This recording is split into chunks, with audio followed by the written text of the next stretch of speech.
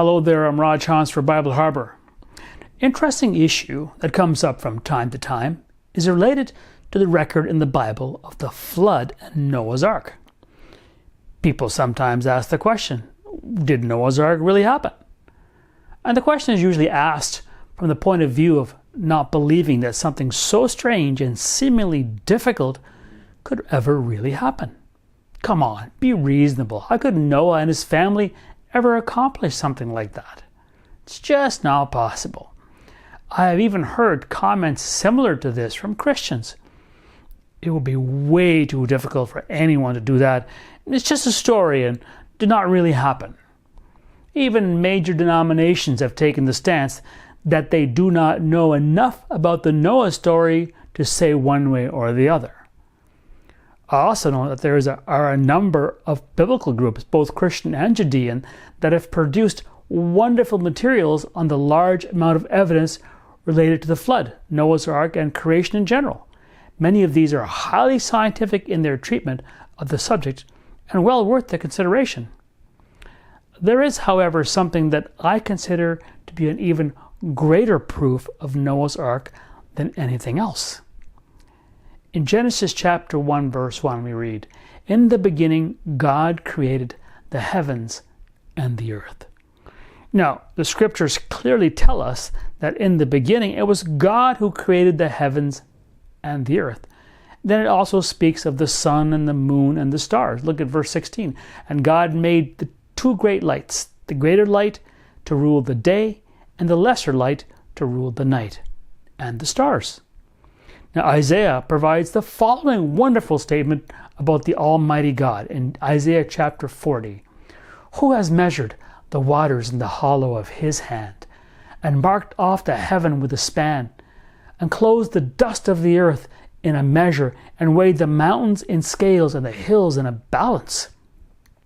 Who stretches out the heavens like a curtain, and spreads them out like a tent to dwell in?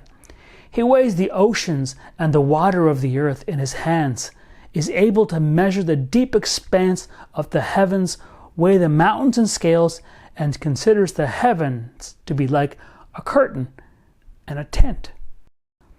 This is the God who made the universe, the galaxies, and all things that are in them. And yet, despite all that, he has a trouble putting a few animals on an ark?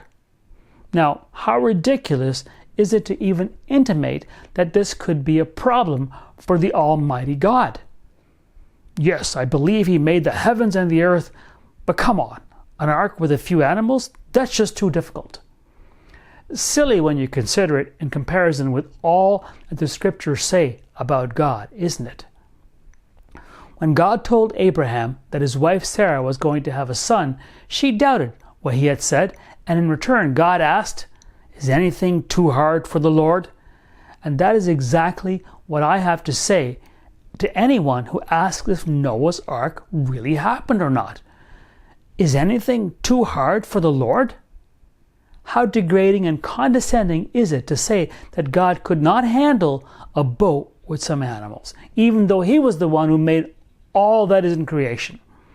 It is doing nothing but trying to bring God down to the level of man's ability, and yet it is God who brings the princes and the nations of the world down to nothing and vanity.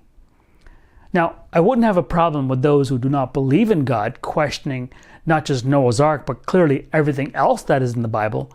But when major denominations try to explain away, belittle, or minimize the working of the Almighty God, that is unacceptable. You would think they would have a greater regard for the scriptures. Why don't they take a stand for the truth?